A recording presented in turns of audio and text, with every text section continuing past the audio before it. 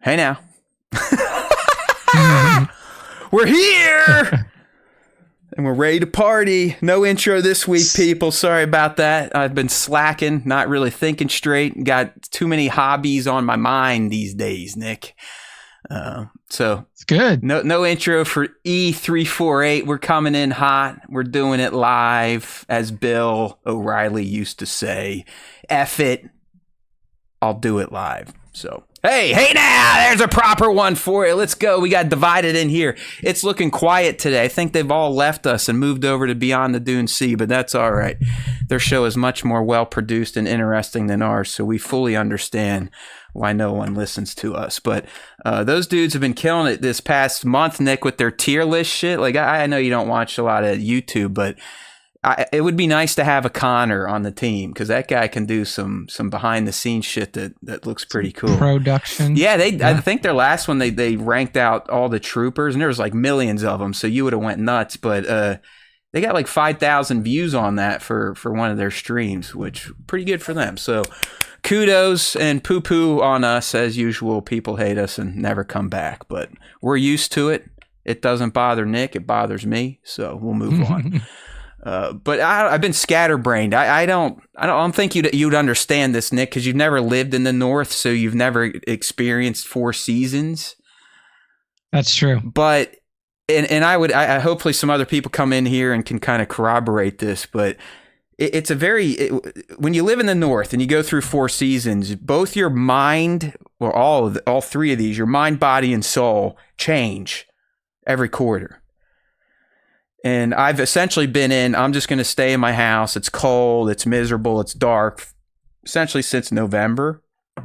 It's getting nice now, 50s, 60s, 70s. I like the golf.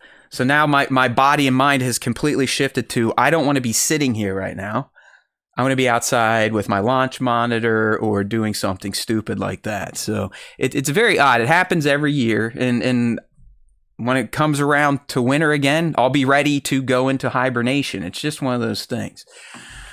All right, hey there, Divided. Hey there, Cole. Good to see you. Good to see you. And Hydra Edits coming in with a sad red thing. Not sure what that is. Mando Pirate is corroborating me.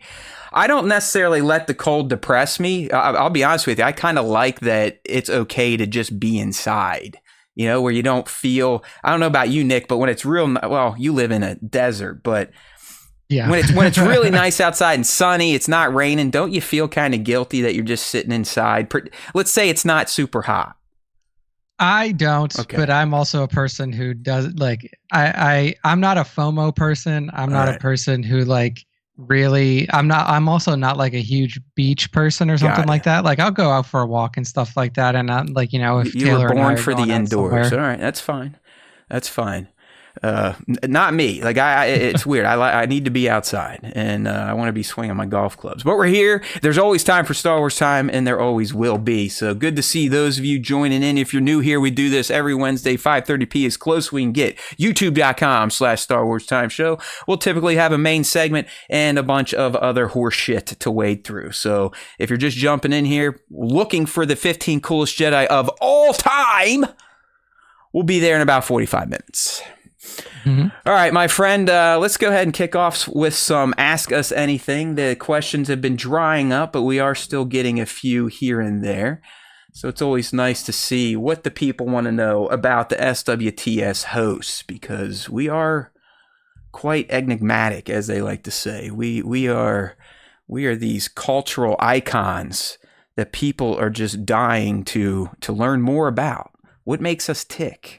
What do we like to eat? What do we listen to? You never know what you're going to get on Question of the Week. So let's go ahead and see what they had for us this week, my man. All right, coming in from Baron's Black Series, who has slowed down significantly on Questions of the Week. So dad duties. I know I had to pull this from the archives, but he's asking you, Nick. All right, Harry Potter question.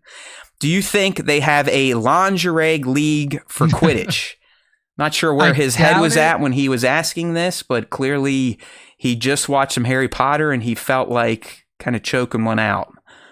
I doubt it because there's one in you're sitting on a broom and that would be super awkward.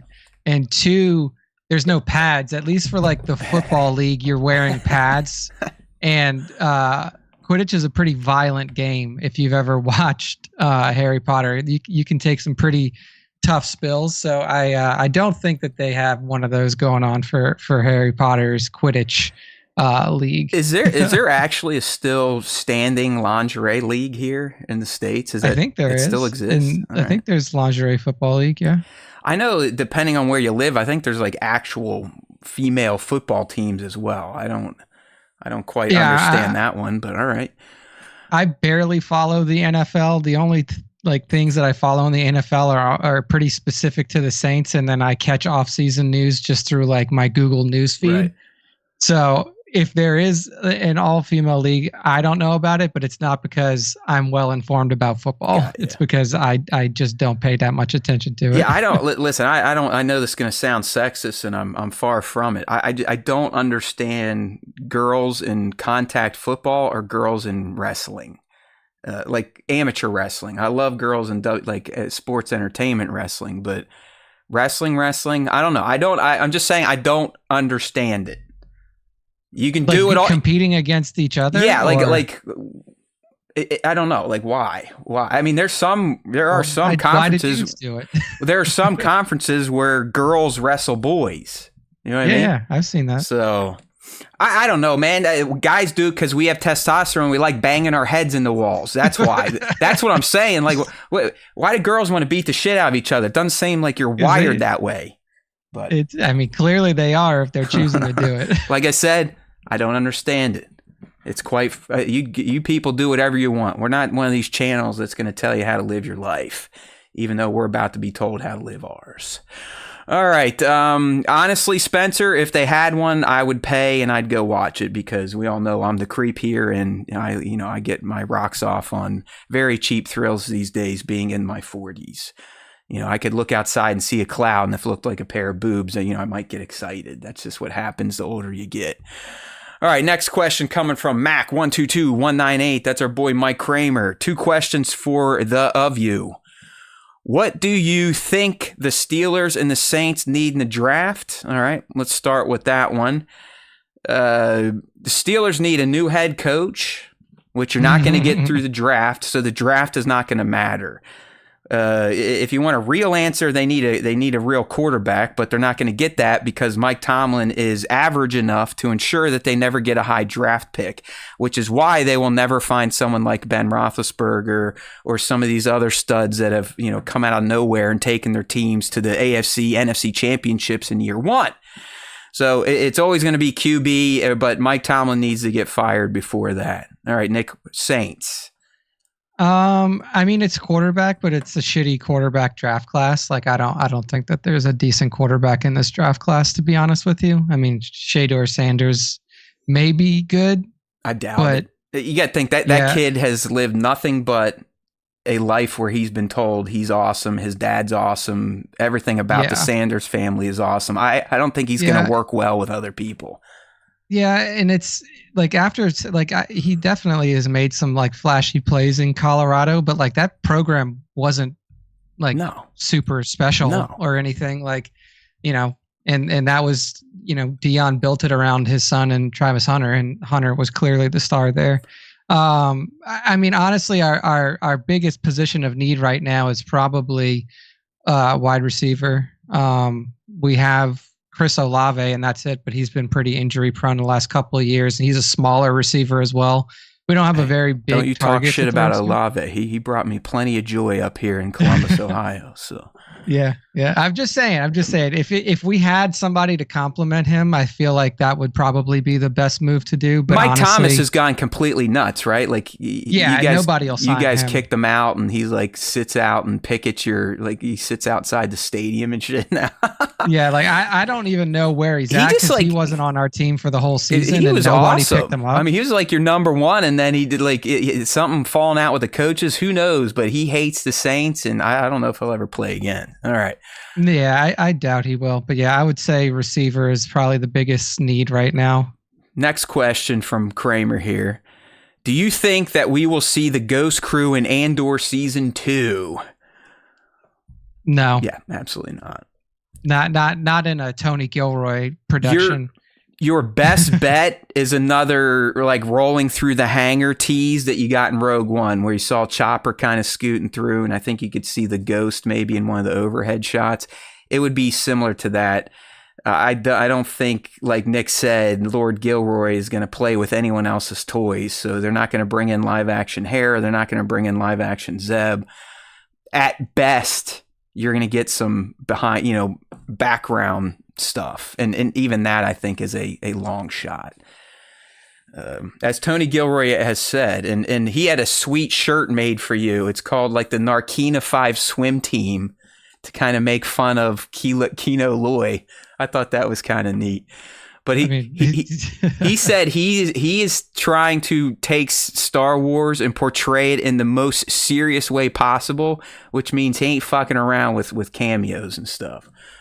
Yeah, I that was just never his bag, right? I feel like he did his part in Rogue One and used Vader because he had to use Vader, but yeah, I mean, if you just look at Andor, season 1, there were plenty of opportunities to bring in cameos of characters that were relevant during that time period, and it just never happened. And I doubt that he's going to take an entire crew of animated Star Wars heroes and bring them in that way. There's no way. Here's where it will get weird, and canon starts to get muddy. And he already told us, the Gorman Massacre, yeah, it's this, it's canon that, but I'm here.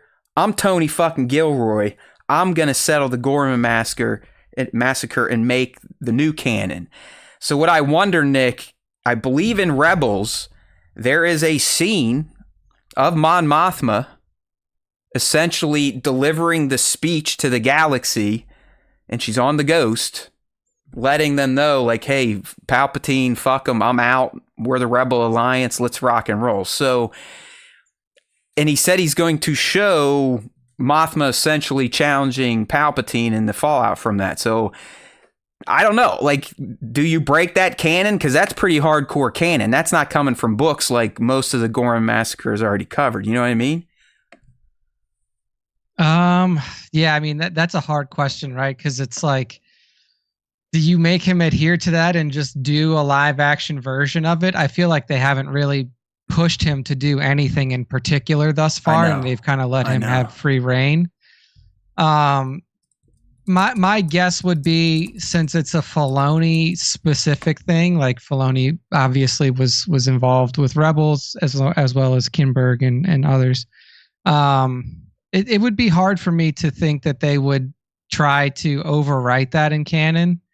But maybe he does his own thing, and he's just like, well, this is new canon now, because Nick, I just pulled it up. Tough. I just pulled it up real quick, and it's going to be loosey-goosey how he figures this out, because it literally says in Star Wars Rebels, Mon Mothma, former senator, uses the Ghost crew to help her travel to a crucial rebel meeting, and later she announces her resignation from the Imperial Senate, which he said we will see, and the rallying the rebel cells across the galaxy aboard the Ghost. So she essentially has her coming out party on that fucking ship. So, and he said we're going to live through those moments. We're going to get through the Gorman Massacre. We're going to get Mon Mothma protesting in the Senate, essentially blaming it at Palpatine, laying the massacre at his feet, and then resigning from said Senate, which leads right into that moment from Star Wars Rebels. So I know we've been talking out of our ass and done a few loops on this one, but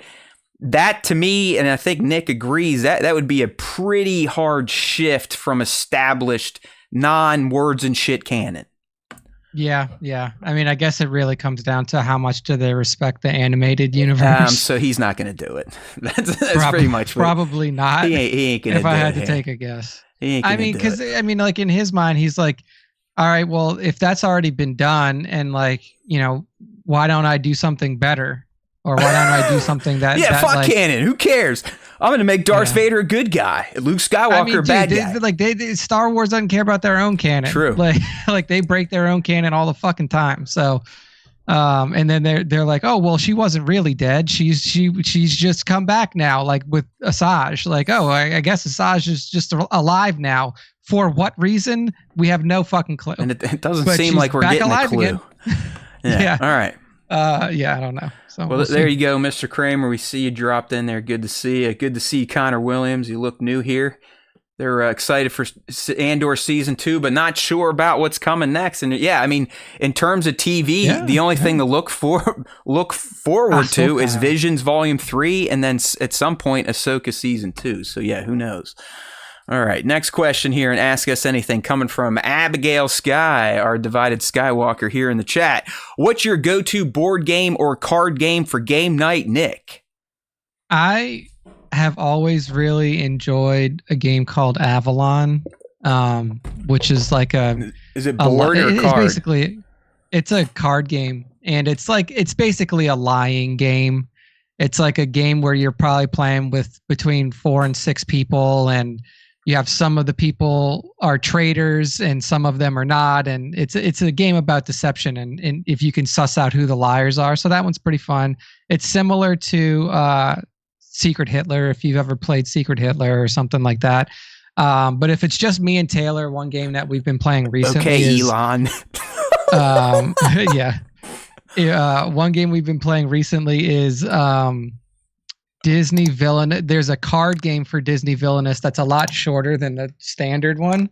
And I can't remember what it's called, but it's one of the newer ones. So we've been playing that one a lot too. So Disney Villainous, and then didn't they do like a Star Wars flavor of that card game? I know there's Star Wars Unlimited, which is more like Magic, but Star Wars cards. But that Villainous thing, didn't they have like a Star Wars skin? Yeah. Yeah. Okay. Yeah, I actually have that. I played that a couple times with some friends over here, and it's fun. It's that one can get relatively complicated. It's like got some like deeper rules in it than like the card game, but it's still fun. Yeah. Once you get it all figured out. Have you ever screwed with Unlimited or Magic, like those types of cards? No. You never know. Like I guess I just like D&D and Magic just seems synonymous to me. But are those like competing fantastical universes? They're both published by Wizards of the Coast, but it's just it's very different. Like I didn't even play the Pokemon card game. Like I was just more of a card collector, not really much of a player.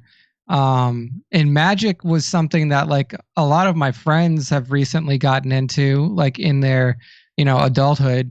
But I just like Magic is a very intimidating game to approach for the first time, and like I've just never really been drawn to it like some other people have.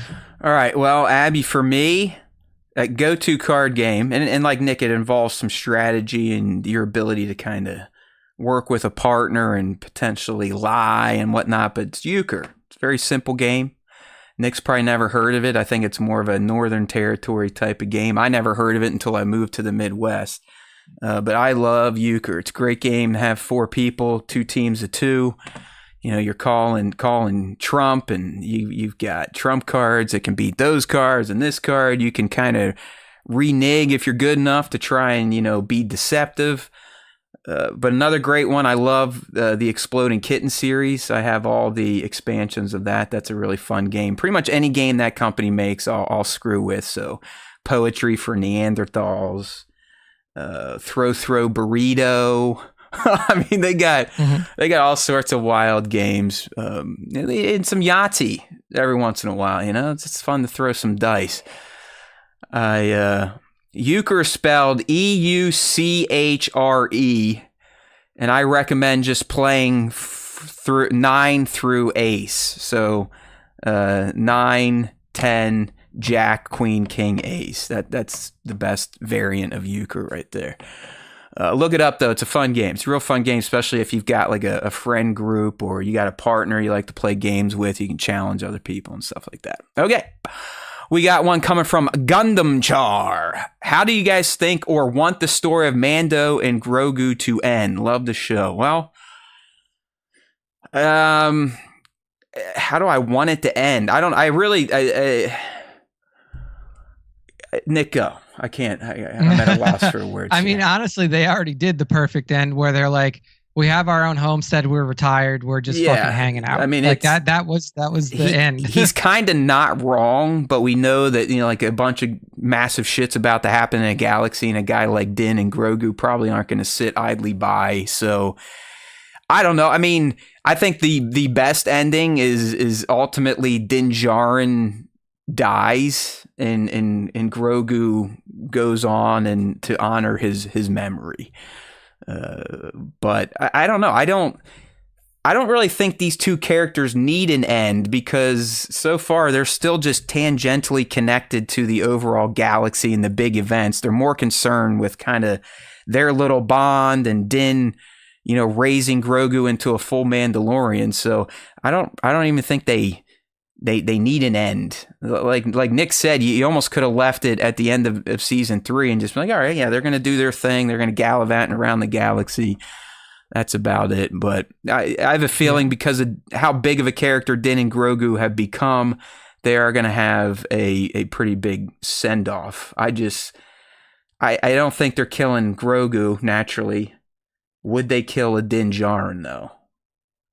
I mean, I think that they could, but they probably. But ultimately, like they're not going to. No. I mean, what it'll probably come to is like they'll like, you know, maybe they delay the Rangers of the New Republic stuff, and they're like they become like the first two, you know, people. Except that's the movie we're about to see. Republic, the movie, so, I think, the movie coming out with those two is pretty much, I think, the Rangers of the New Republic series turned into that. So, yeah, I mean, it's hard to say, like with characters like that, how they're going to come to an end. I think ultimately it would be a separation, because Mandalorians, if you notice, they don't stay necessarily bonded with their Padawan or their apprentice or whatever they call them. I mean, the whole relationship between Mandalorians and their trainee is essentially like, I'm going to teach you, sometimes in a difficult manner, how to become a real Mandalorian, and then kick you out of the nest. So it would probably be more something like that, where they split part ways at the end, both still alive. All right. And the last one here, Nick, what's the coolest weapon in Star Wars? The coolest weapon in Star Wars. I really like light whips. Yeah, I really like light whips. I think that they're pretty cool. It's a pretty cool like twist on a regular lightsaber. Oh no, man, they're kind of woke. Sure. I like them. I mean, I guess another cool weapon is just the Death Star, right? Because that's all that thing is just a. It's one of the first ones that came to my mind for sure. Was yeah. So maybe it's that. Maybe it's a Death Star because it can blow up a whole fucking planet. See, he's not wrong, because that's the one my brain instantly went to. But I'm like, you know, that's probably going to be said. So I drew from the comics, and I don't read them anymore because they got a little goofy. But there was a run where, you know, this archivist of Kira's and Kira, they found this thing called the Fermata Cage. And the Fermata Cage was a Sith weapon / prison that, when enacted, essentially rendered both Palpatine and Vader powerless. Like it like sucked all their energy out, and they couldn't do jack shit.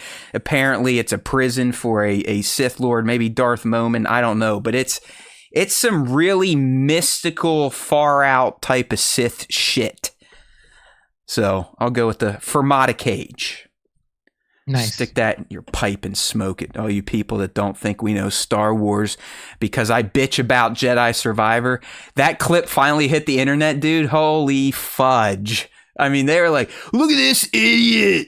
He's never watched Star Wars. He doesn't know Jedi have to parry and counter each other. I'm like, are you guys even listening to what I'm saying? Was I bitching about Cal? When does Cal fight other Jedi in Jedi Survivor? Like barely ever? Okay, I understand when two Force users with laser swords have to parry and counter because that's just fucking sword play. I'm talking about the goddamn low-level cannon fodder troopers that you have to parry and counter. Like, come on, people. Get over your, he must have a skill gap issue. It has nothing to do with that. It has everything to do with you have a Jedi with a lightsaber that moves like it's a broadsword that has to parry and counter fucking stormtroopers, okay? When you're going toe-to-toe with a scout trooper and he's blocking your moves, come on. Like, what are we talking about? Grow up. Yeah. All right, grow up, everyone. I've never been a huge fan of the Souls-like. No, but you know how it is, man. Like, that's just, you know. People are too coward to put their opinions out there, actually with their face and the words coming out of their mouth. They'll just hide behind their avatars. I'm speaking the truth. You want me to have that? I can play those damn games and make myself miserable for sure. That's not my point. My point is it's stupid. All right? It's stupid to have a Jedi that has to parry and counter stormtroopers. Okay? Yes, I understand countering a blaster bolt is a counter. But are we for real? All right, you people need to grow up. All right, let's move into a little bit of pop culture talk, and then we'll get into that Star Wars time because there's always time for it. But Nick, I caught 2 movies in between last week and this week. First one in theaters, Novacaine, starring Jack Quaid from The Boys and other projects here. You know what? I kind of just took a flyer on this one because I'm still an A-list Stubbs person. I get 4 movies a week now, blah, blah, blah. I like it. It's fun. So I was like, yeah, I'll go check this out. Why not? A movie about a guy that feels no pain and, you know, it looks like it's going to a little bit of a, not a mystery, but, you know, maybe a kidnapping or he has to become an unlikely hero. And for the most part, that's what this movie's about. But there's a pretty decent little twist I didn't see coming that really kind of makes it a little more engaging and interesting than just a guy that feels no pain. But it is kind of funny to watch this, just a regular assistant bank manager take on essentially a gang, and his only power is that he can't feel any of the pain they're inflicting upon him. So it's kind of a neat concept, but beyond the concept, there's actually a decent story and a nice little twist that you're like, oh, okay, I like this. I can get down with this. So I was a fan of Novacaine. Not saying you got to see it in theater, although I'd love you to go check it out in theaters, kind of raise my stock price. But it's definitely one you all should check out at some point in time. The other one, and Nick, I know you probably didn't check it out, but the kid wanted to watch it. The Electric State dropped on Netflix, and I did see something about that. That's the Russo brothers movie. Here's the deal. I didn't hate it. I definitely dozed off in between certain parts. I don't know what that says about the movie or myself. I do tend to get a little sleepy on the weekend, especially laying on a couch watching a movie. So I don't know if I'm going to fully blame that on the Electric State. I do think the robots are very cool looking. I think it's kind of rad. They just ran with like the 1950s robot style, and that's just how robots stayed even when they became self-aware. I think where things are a little bit down in this film are Chris Pratt. Like Chris Pratt, I don't know what's happened to this guy, but he doesn't have the mojo anymore. Do you know what I mean, Nick? Like, I don't know if you've seen him in some of these made for streaming movies, or he just doesn't seem like Star-Lord anymore. You know, I don't know if he's channeling like his real life persona more on set or whatnot, because he's kind of a I don't know, you know what I mean? Like in your face, religious type of person. But he 100% feels like he is mailing this in. Like I don't know if he's like playing a complete disinterested hillbilly-ish type of character, or he was just disinterested, because he is not even on the same level as some of the CG characters in terms of performance. Yeah, I mean, I haven't seen him in anything since Jurassic World Dominion, so that's been quite a while.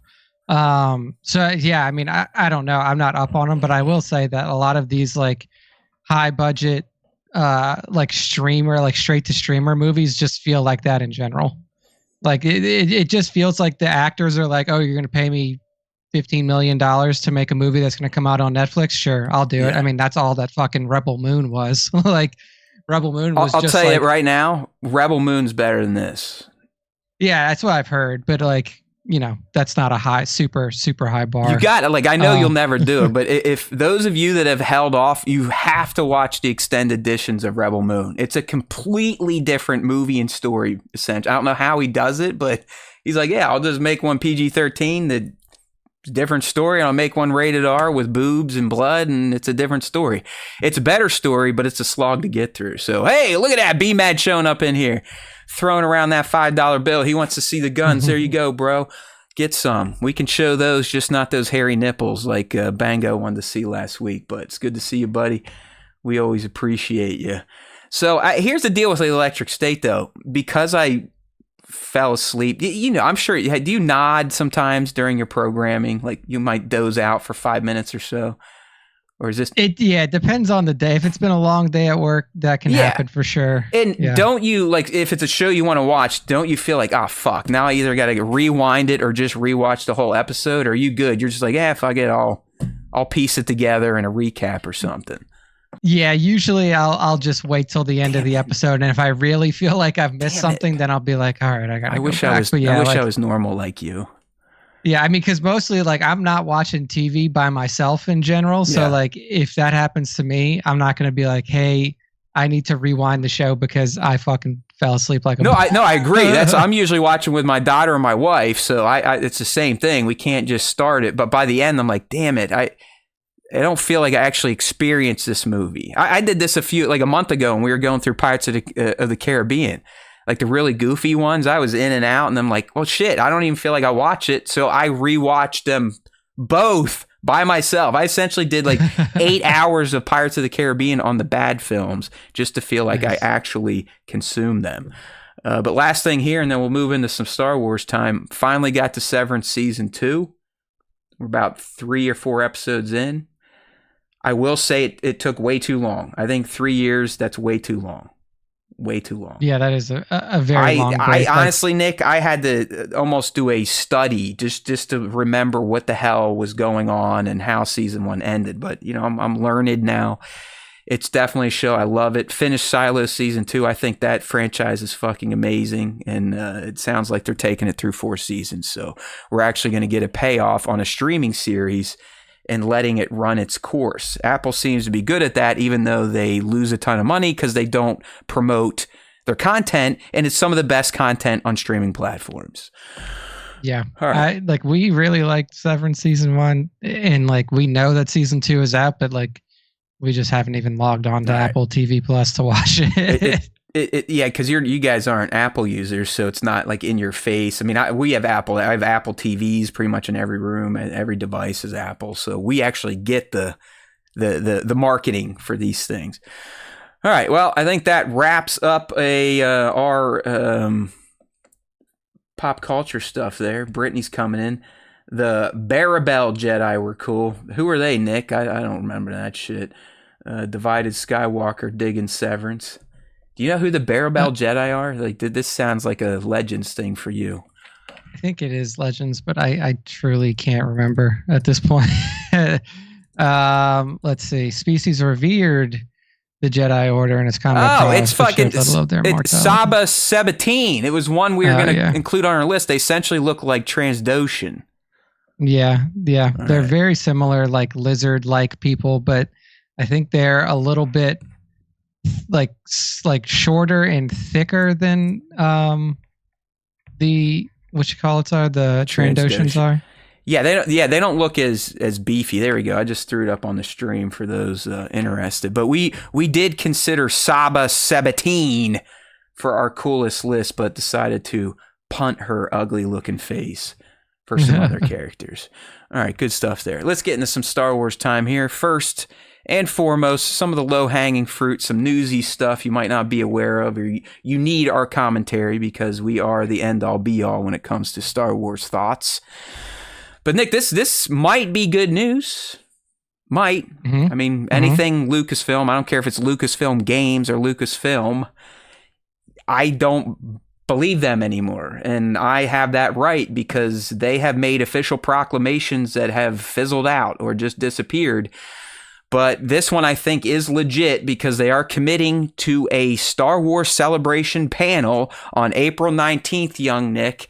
Lucasfilm Games, along with Bit Reactor and Respawn, are finally going to unveil their turn-based tactics Star Wars game. Yeah. I mean, I'm interested to see what this is. This is obviously not a game type that Star Wars has dabbled in before. Well, or if they did, in a long time. Like, would you consider Empire at War turn-based or no? Oh no, this would more be like XCOM, right? Yeah, turn-based tactics is like XCOM. I mean, even you could kind of consider Marvel Midnight Suns turn-based tactics as well, even though like the turns are a little bit like you are correct. It's not. I was thinking real-time strategy, but I am wrong. RTS is like Empire at War, stuff like that. So I'm interested to see. I enjoy that style of game. And, you know, XCOM, I've played through, what was it? A couple of XCOM games, XCOM 1, and then XCOM, there was like a spin-off of 2 or something like that I played. I played Midnight Suns. I really enjoyed that. So I am interested to see what they can come up with here. And I mean, the good thing is that it's Respawn, because it seems like anything that's outside of Respawn really just doesn't catch. You know, like we've had. Yeah, here's the weird thing, Nick, is Bit Reactor the actual development studio, and Respawn and Lucasfilm are publishing partners? That I don't know that. I just know that they're leading with this is a Bit Reactor game, but you see Respawn's on there and Lucasfilm. So yeah, I mean, it's Bit Reactor is a development studio that basically spun off of Firaxis, and Firaxis made the XCOM games. Well, that's what it is. And BMAD's asking any leaks on what this game's going to be. There you go. It's probably going to be... It's going to be Star Wars XCOM. Yeah, which honestly could be fucking awesome. I mean, I think it could be really cool. Because I really do appreciate that games. I don't think they'll do it in the vein of that Marvel game, whatever that was, Midnight Suns. That to me was like a whole new way of doing a game like that, because you essentially had a semi-open world map to fuck around and do exploring and you know, traditional type of open world game stuff, or semi-open. But any sort of gameplay outside of that exploration was a turn-based tactic, right? You'd enter essentially a battle arena, and you'd have a set amount of foes. You would have a set amount of heroes. You would take your turns. They would take your turns. You would take your turns. They would take their turns. So I don't see this game going that route, although I think you could do some really cool shit. But I do see Star Wars working very well in an XCOM presentation, where you kind of got that top-down look. You plan out your strategies. You move through a map, taking out targets, rinse and repeat. So, now, not really. Well, yeah, sort of. Like Baldur's Gate's kind of turn-based tactic too, or no? That's like turn-based RPG is more what I would call that, because the game system itself is an RPG.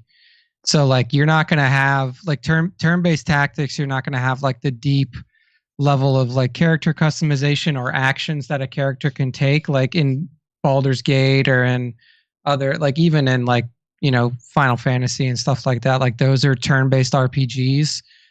But I guess they're way deeper. Their main gameplay was turn-based, though, where you would execute and then the PC executes.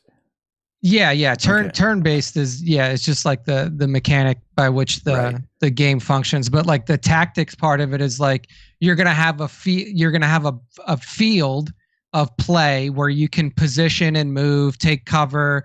Have like environmental hazards likely that you can expose the enemy to, or that you can be exposed to. You have a very limited number of actions that you can take per unit and stuff like that. So it's definitely not going to be like Baldur's Gate. Yeah, I don't. I mean, because even in Midnight Suns, Nick, outside of the main character, you didn't really.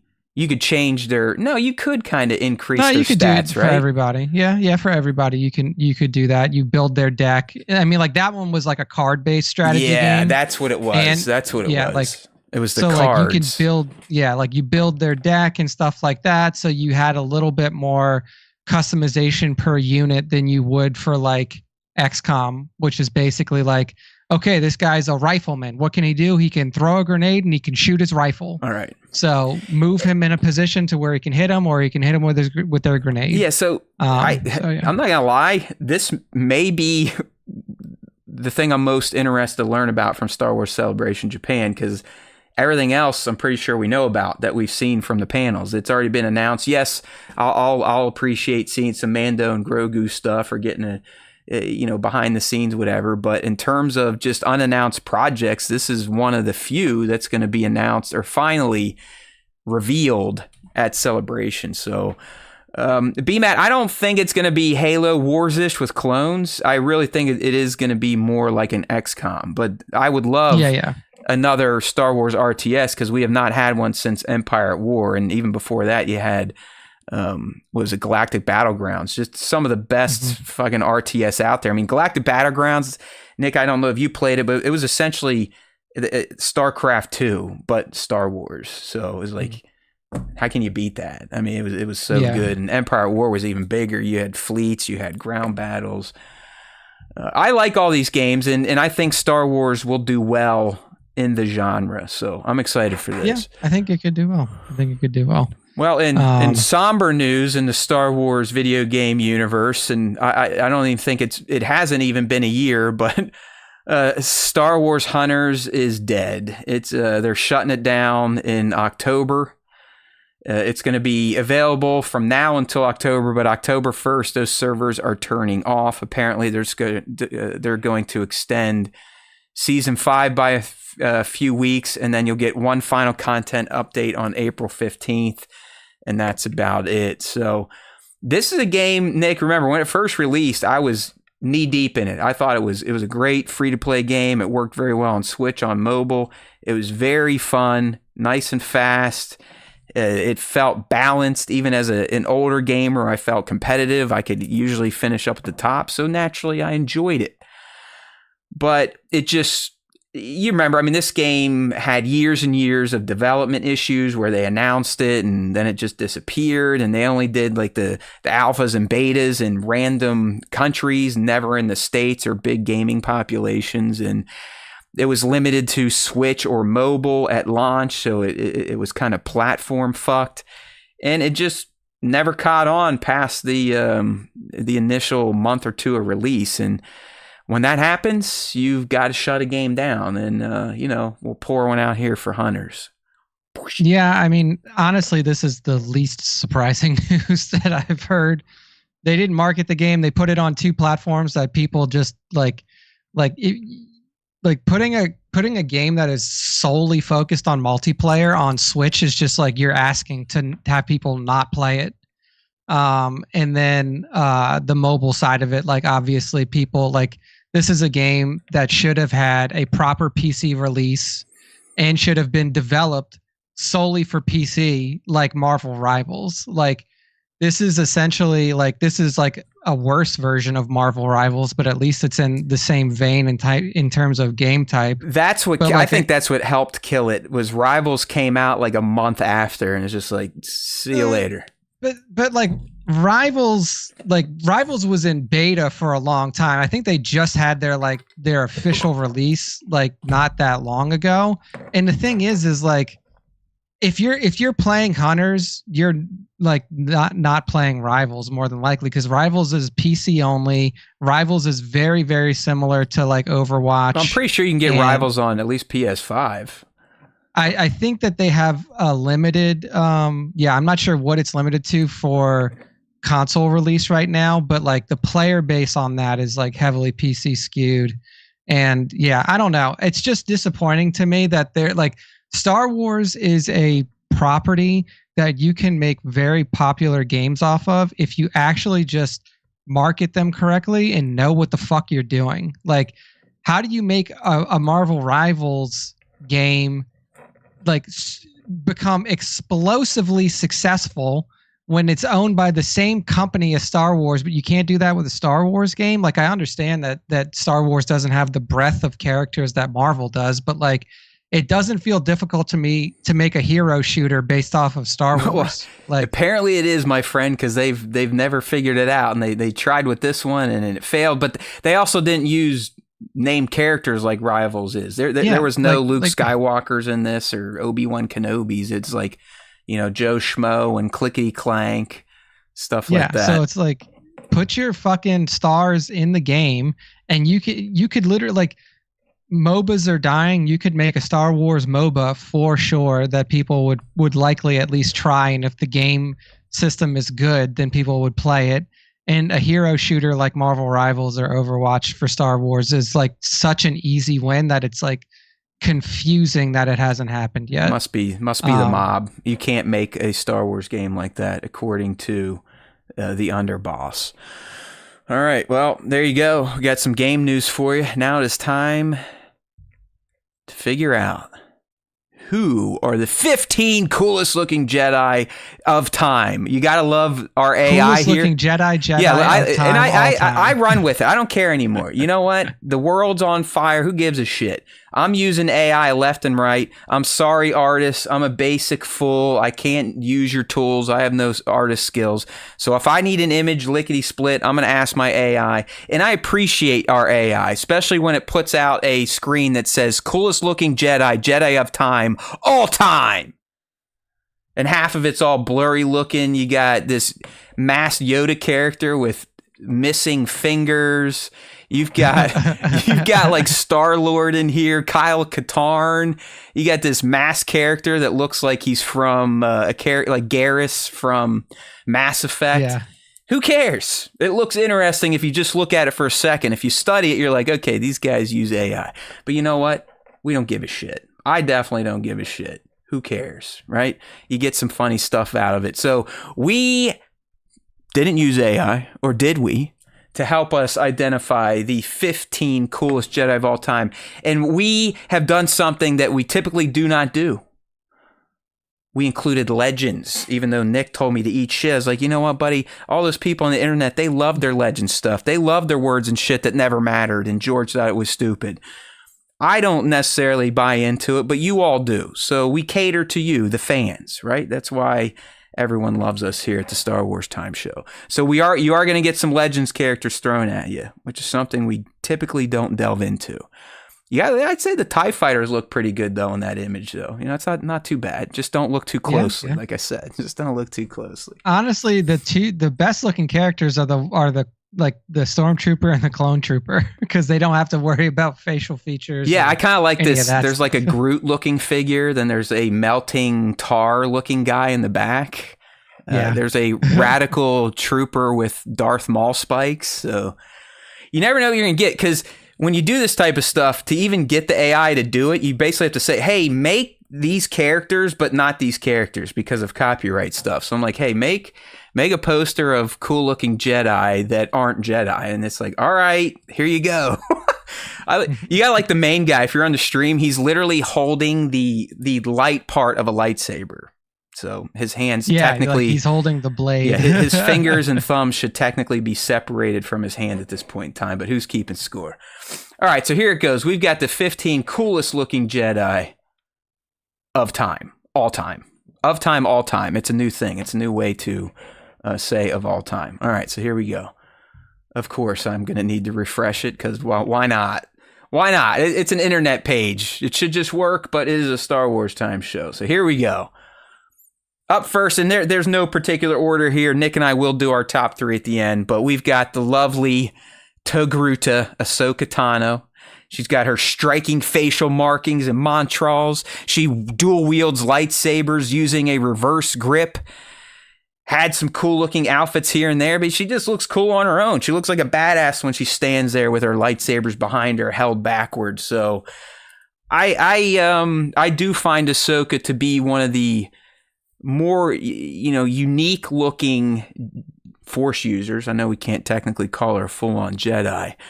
But she also earns a spot on this list, Nick, because of her many years and appearances that we actually got. I mean, we've seen Padawan Ahsoka all the way up to Ahsoka the White, which in my opinion may be her coolest look, period. Yeah. I mean, for me, I like Ahsoka's color palette. Orange and blue are probably my two favorite colors. So right off the bat, like that is definitely, lending to my favoritism of Ahsoka for sure.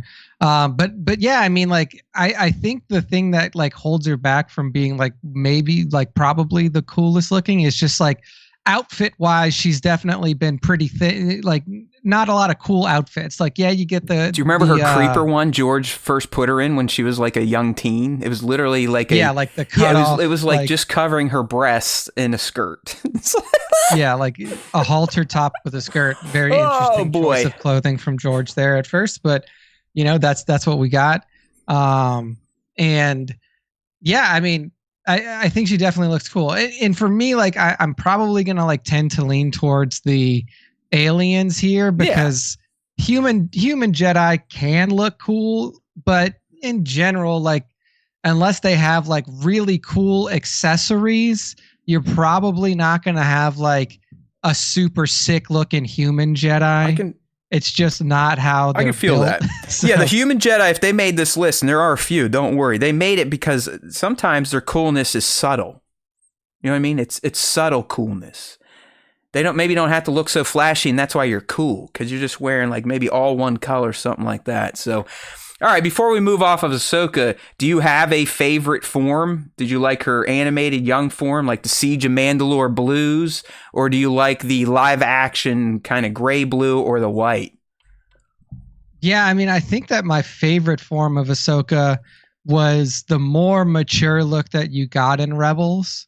The brown look. Okay, yeah, I forgot that one. Yeah, like the Fulcrum Ahsoka era. One. I thought that looked really cool. Damn, that was a good pickup. I completely forgot that version of Ahsoka. That is up there. Yeah, you don't see her that much, and I mean, like obviously she has her arcs in Rebels and stuff like that, but you don't see her as much as you do in with Clone Wars. Obviously, and I think you're right, because you got to remember Rebels had its own animation style that none of the other shows have adopted yet. It was a little more chibi-ish, a little more ball. You mean look at the stormtroopers. I got one of the little figures there. I mean, see how their helmets didn't quite look normal, and they're actually releasing a line of 1/6 scale Rebels figures where you can really see the accented trooper helmets. Vader looked kind of accentuated, but so did Ahsoka, and I think you may be correct now that you jogged my memory. That may be the prime coolest looking version of Ahsoka Tano, Fulcrum. Yeah. All right. My opinion. Up next here. Who is the next coolest looking Jedi? Will they be an alien? Will they be a human? Will they be a dog? All right, what do we got here? Next. Oh, there he is. Everyone's favorite Keldor Jedi Master. He is easily recognizable thanks to his protective goggles and breathing mask that he has to use at all times when he is not in his own atmosphere. Nick, I also didn't notice, at least in this image, it looks like he wears some sort of finger cap, or their middle fingers they just weld them together. Fused. That's pretty fucking rad looking there. So they're fused together. I mean, this version of Plo, which we have on the live stream, if you want to join, don't forget Wednesdays 5:30p East, youtube.com/Star Wars Time Show. He also has his Clone Wars gauntlet, which to me definitely ups his coolness. Yeah. I mean, anytime you're showing a Clone Wars era Jedi in their clone armor, even if it's just pieces, that definitely adds to someone cool just factor. came in from a distant planet. Okwa Tanzian 1, Kwanzaa, Lajiwan. Thank you, Tan. They'll know exactly what I'm saying. Sorry about that, Nick. Oh man.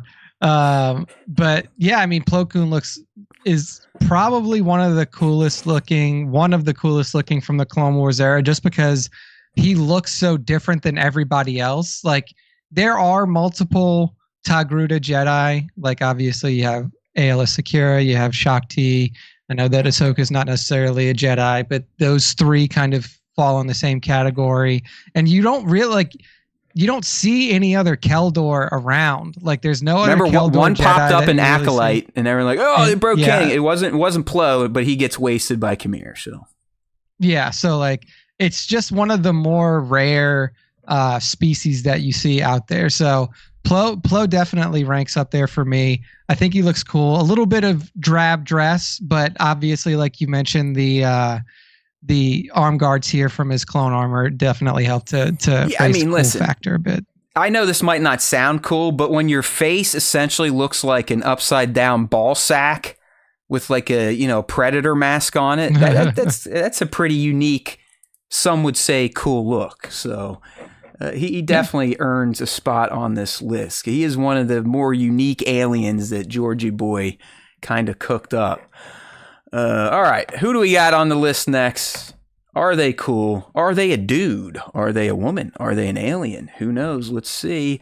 Hey now, it's Mr. Dreadlock himself. Got a little face paint. He picked himself up a side chick after the Clone Wars and Asajj Ventress. He is known for being rugged looking. He's got that dreadlock looking hair, tribal facial tattoos, and he also likes to do things unconventionally. We're talking about Quinlan Vos. Definitely one of the more unique looking humans, just based on the fact that he doesn't believe in sleeves. He don't believe in robes. He's got his face all tattooed up or painted, and that hair, you could spot him from 10 parsecs away. Yeah, I really like Quinlan Vos because he feels like, in the description it mentions, like says tribal facial tattoos, but like overall, he almost looks like an ancient warrior. Like if you think about the depictions of like Aztec warriors. Yeah, exactly. He like looks like a Native American. Yeah, like he looks super cool, and he leans into an aesthetic that really you don't see anywhere else in the galaxy, at least in terms of, like Jedi or Force users, how they dress, how they act, how they, hold themselves. So I think that Quinlan has a very unique style that's very hard to duplicate, especially among the Jedi Order. Yeah, and he was kind of like Qui-Gon, but maybe even a bit more edgy, a bit more kind of anti-Jedi establishment too, right? I mean, he wasn't off the rails like Anakin going to the dark side, kind of loosey-goosey, but he definitely wasn't Obi-Wan Kenobi, straight and narrow. I want to be like Mace Windu and do everything perfectly. Yeah, no, I mean, like he definitely had his own views of the living force and how to interact with it, which obviously I'm going to hook up with bitches, which definitely didn't jive with the rest of the order. So yeah, that it seems like that rule may have hurt a lot of different people in the Jedi Order. You can't argue he at least waited until most of his brothers and sisters were genocided. Were dead. Yeah, like they were He killed, did respect the Order until they were mostly all dead. So there is that. But yeah, I mean, I like Quinlan. Like you said, he's kind of got that more early Native American type of look. I think you are right. More South America, Aztec, Mayan type of stuff. All right, who is next? How cool will they look? Or will Nick say I'm stupid? Oh, come on, people. Look at this guy. He's a Nautolan Jedi. He's always smiling. He's got tentacles for hair. He sometimes likes to take his clothes off just down to his skibbies and go swimming and fight underwater. Of course, we're talking about none other than Kit Fisto, Mr. Smiley Face. He was having a great time in that Geonosian arena battle. Remember, he's just sitting there like, hey, what's up, guys? I'm Kit Fisto. Yeah. So, I mean, look. It always looks like he's having fun. Yeah, he's always smiling. He's got those glassy black eyes, so you don't know if he's on drugs or if he's just in the zone. But come on, I mean, look at this guy. How can you not say Kit Fisto isn't cool looking? I don't care if you've never even seen Star Wars. When he's decked out, he's got his clone general gauntlets on. He's got that death stare, his lightsabers crossed. He's ready to throw down with some clankers. So I might not have the hot toy or want it, but Kit Fisto is undeniably cool looking for a Jedi. Yeah, 100%. I love Kit Fisto and like Nautolan look. The black eyes definitely lends to more of a sinister look if he wasn't always smiling, like I mentioned. But I think that this image that you used of him is really indicative of like how cool a Nautolan Jedi can look with like the head tails and with the dark eyes and just like that intimidating kind of facial structure that he has. Yeah, Fisto for me is definitely one of my favorites, just in terms of his visual presentation, and then obviously the funny way he looked in the in the live action movies. Yeah, he's a little goofy in the live action. He's one of those chumps that gets senated by Palpatine, right? Yeah, like immediately, like, oh, we have entered this room. I'm gonna. It's like five masters on one. I am the Senate. And he like twists over at him, just, you're dead, you're dead, you're dead, you're dead. Now I'll fight Mace Windu for a little bit, like we're doing a ballroom dance. Like,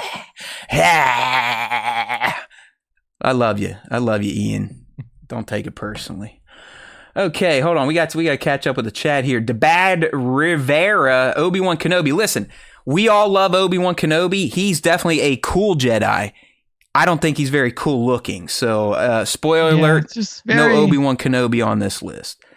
Just a very basic looking Jedi. I mean, it's, like we're trying to find people that have like a visual flair to them, and Obi-Wan like kind of blended into the crowd. He bought into the uniform scheme, bro. I mean, he's like, okay, I'll wear the brown, the whites. That's fine. I'm Obi-Wan Kenobi. You know me. I'm never going to do anything squirrely. I sort of liked the chick at one point in time, but I cut that out. Snuffed it out.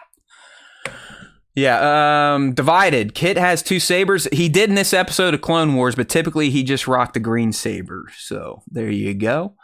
Be Mad loving Kit Fisto as a kid. And Cole Cowan, Fisto is ice skin cold, man. That's right. Fisto shines in Gennedy's Clone Wars as well as the regular Clone Wars. Like he gets his time in the sun under the water, if you know what I mean. Yeah. All right. Yep. What do we got next? We going back to humans. We got more aliens. Let's get a female on this list. What are we? A bunch of misogynistic pigs. Oops. It's another man. As Darth Vader's secret apprentice, Starkiller's dark attire and intense demeanor reflect his complex journey between the dark and light. We're not worried about Galen's dark side journey. We're talking about when he finally decided to cross over into light, become a Jedi, work with Princess Leia and the early founders of the Rebel Alliance, at least back in those days in Force Unleashed. So if you remember, Nick, he kind of still kept some of the Starkiller garb underneath, but he threw that kind of like the white, roby, tunicky, hoodie thing on, and definitely created a cool look for, what is that, the final mission, right, is when he donned this outfit?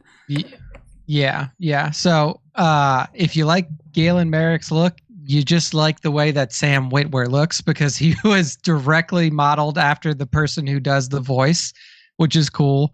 But yeah, I mean, I think that his outfit is pretty cool. Obviously, he's a dual wielder as well, which you don't see a ton of dual wielders in Star Wars in general, unless it's like a custom character that you're making, or you catch the off dual wielder in like a side shot or something like that. So that makes him cool just by itself, that he wields 2 lightsabers all the time. But yeah, I mean, I thought that he had a pretty decent look in the games. I think that the outfit, like the wrap kind of, like up his arms, and then the wrap. I mean, before he dons this, we could argue he looks cooler, but he was still kind of dark side at that point. So maybe next week when we do Sith, tease, spoiler, Sith are coming next week, you might as well. I mean, you think about the one outfit where he's got that helmet and like Edward Scissorhand claws. I mean, this dude definitely looks cool.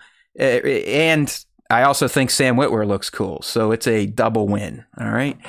There we go. There's our boy Galen Merrick, a.k.a. Starkiller, a.k.a. a Legends character for life, unless you consider Swago to be canon. Then he's canon. Okay, next we have, here we go.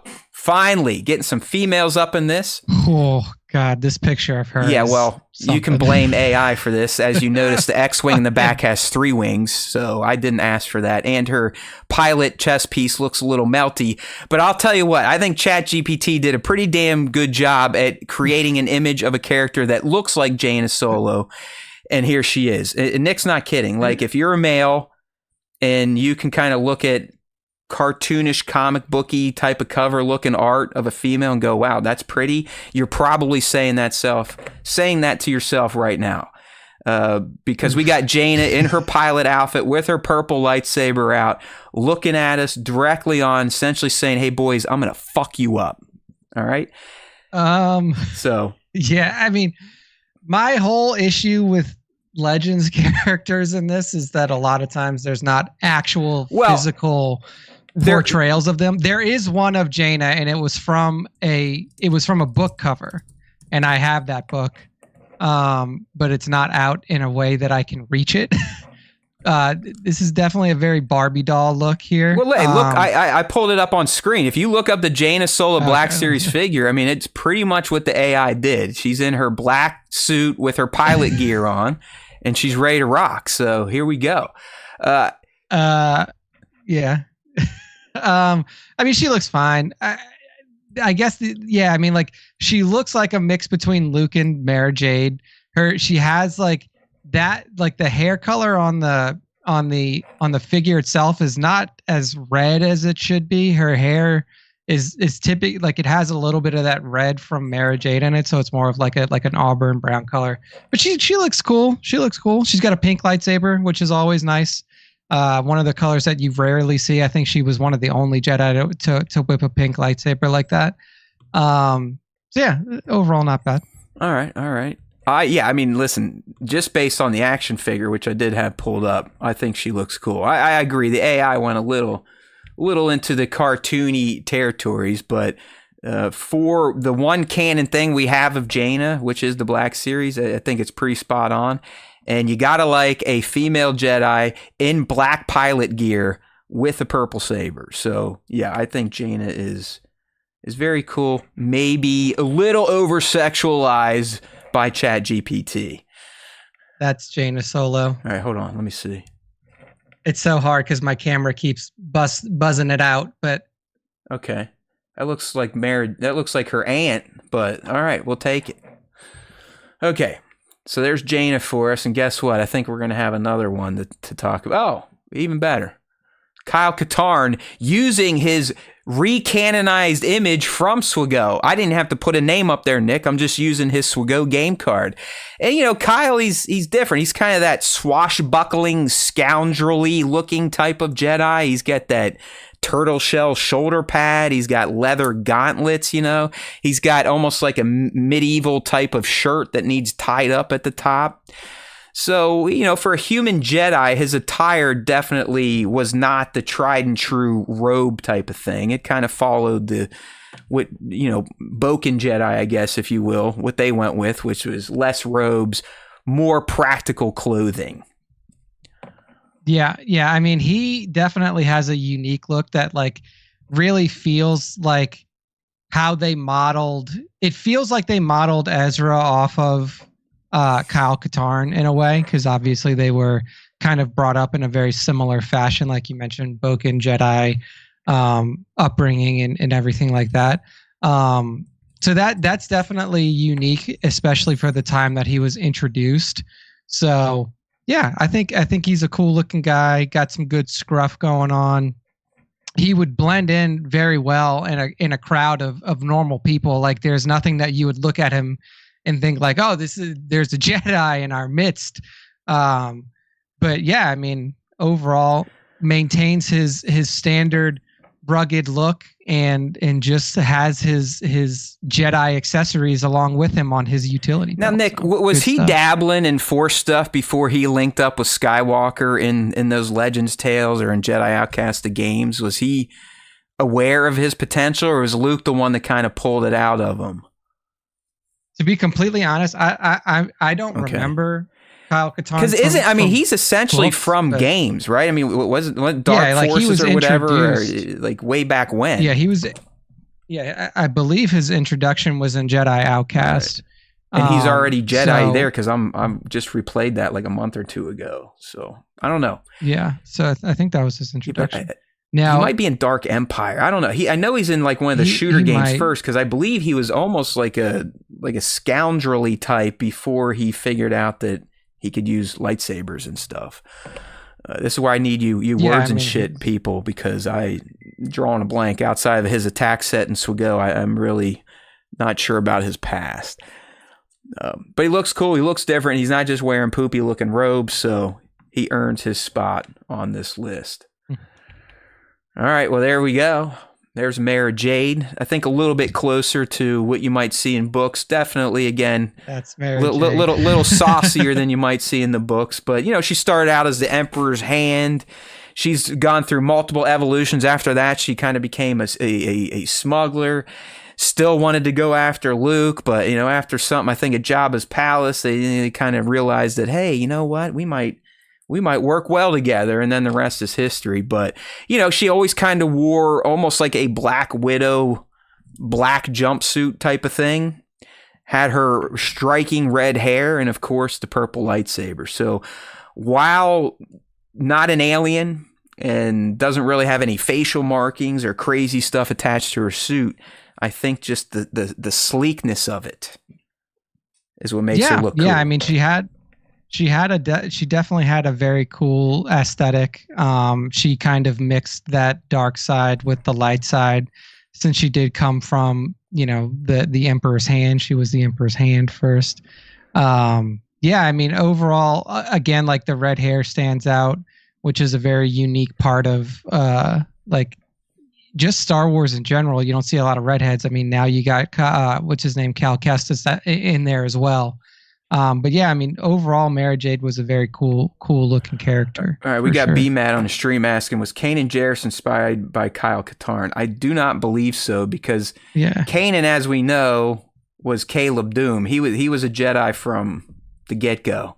I think Kyle was one of these traditional, or what we now know as Boken Jedi, where he didn't really even stumble upon or get trained in it until he was well into his adulthood. Yeah, right. He definitely wasn't. So, we're moving. If you're new here, you just tuned in, we're going through the 15 coolest looking Jedi of all time. I think we've gone through 8 at this point in time, but I struggle to count. Sometimes I skip over them and forget. We'll get through it. We're moving on to the next one. Who could it be? All right, this one, I think for a human, might take the cake. Cade freaking Skywalker. All right, this guy is, I think he's born something like 137 years after Prime Skywalker, so Luke and his father, Anakin.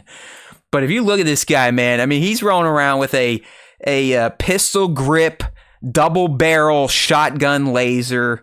He's got Mandalorian chest plating on. He's wearing like a pirate sash. He's got a duster and a lightsaber. I mean, and he kind of looks angry, and he's wearing earrings. I mean, let's go, dude. I mean, he is the epitome of a like a punk inspired Jedi. Yeah, he honestly, he just looks like a 80s movie. Yeah, dude. Yeah, he's like Arnold or Mel, who don't like to speak his name. Yeah, exactly. Yeah, 80s movie villain for sure. To be completely honest with you, I don't even know who this dude is. He's got to be a comic book character, given that this is a comic book frame. I mean, he looks ridiculous for a guy. Like, if you showed somebody a picture of this, and you ask them, like, who do you think he's affiliated with in Star Wars? I think that Skywalker would probably be the last. You don't see any Luke in there, man. Look at that. I see Luke's face in there. Come on. I know it's 130. It's many generations beyond Luke, but come on. I see a little bit in the lightsaber hilt for sure. But I mean, he definitely looks cool. Like I said, he could be in Commando. He could be in Predator. Yeah, he looks like he fits right in with that like jacked up 80s movie action hero. Wouldn't you? I mean, in all seriousness, wouldn't you like to see a Jedi character like this though? I mean, it would just be so different, because you're not going to get this outside of a far into the future comic. You know what I mean? Yeah. I mean, I would be interested in seeing it just to see how they played it, like to see how it's basically they justify Han Solo Jedi. Kind of, but he's a jacked Han Solo. Yeah, like Han Solo, he worked out. He's super jacked because that was one thing they didn't really focus on a lot in Jedi school training. You didn't need it. Is the physical. That's physical a good point. There weren't many buff Jedi. You know, that's why Arnold Schwarzenegger probably didn't get cast in the prequels, because it would look weird. Most Jedi, Nick makes a fantastic point. They didn't need physical muscle to overpower their foes. They just use the Force. Yeah. So. Exactly. Cade's like, fuck it. I'm old school. I'm gonna, I will say work that, out and use the Force. If you go back and like maybe some of the people in here who've read the Bane books he was stacked, right? This, but Bane was huge, because Bane was a miner before that. Like this dude worked in the mines of Kessel. Even and Scion looked like he worked out a little bit. Scion was pretty jacked too. And in the Bane books, there was a Jedi who was a Jedi sword master who literally could not touch the Force. Like he was not able to channel the Force, but he was such a good sword fighter, such a good lightsaber combatant that they were like, "You're in, bro. You're in. You're in the Jedi Order because you're that fucking good." And this dude was he was jacked. He was physically very large. You keep looking at this picture and there's so many things you're just like, holy shit. I mean, just imagine a Jedi coming at you in full Mandalorian chest plate armor with a double barrel shotgun and a lightsaber raised up, and he's got earrings in and almost looks like he's either in a biker gang or a space pirate. I know, dude. It's like you roll up to me and you tell me that guy's a Jedi. I'm calling you out as a liar. I'm like, whoa, the Jedi Order has really lost their way. They definitely do not. They're not dogmatic anymore. That's for sure. So Cade I dig him. Divided. You have to look it up. Cade is. His mom, I believe, is a Skywalker, but like I said, he's at least 3 or 4 generations removed from Luke. I think it says his parents are Cole Skywalker, which is okay. So the dad was a Skywalker. I guess dad was a Skywalker, and then the mom was called Morrigan Cord. Cord. And listen, Cade kind of like some of his relatives. He's a little squirrely. Like he's not like the sire Luke or. Kind of just always stayed on the light side. I believe Cade also, kind of like some of his solo distant relatives, dabbled in the dark here or there. He might have even had a Darth name at some point in time. But for this list, he's a Jedi and he looks like a badass. All right, that was a fun one. Who do we got next on our 15 coolest looking Jedi countdown? Here he is, Mr. Cranium himself. Some may call him PP Head. We're talking about Ki-Adi-Mundi, one of the few Jedi Masters that had permission to procreate because his species, probably because their heads look so silly, weren't very good at making babies. So he got the free pass. So I mean, listen, he's got the beard, the long eyebrows. You get that essentially cone head that had braids going down. I mean, he's very striking looking. If anything, you're like, whoa, look at that thing. Yeah. I mean, he's definitely, if you've ever seen the movie Coneheads, he can definitely fit in with that family, I would say.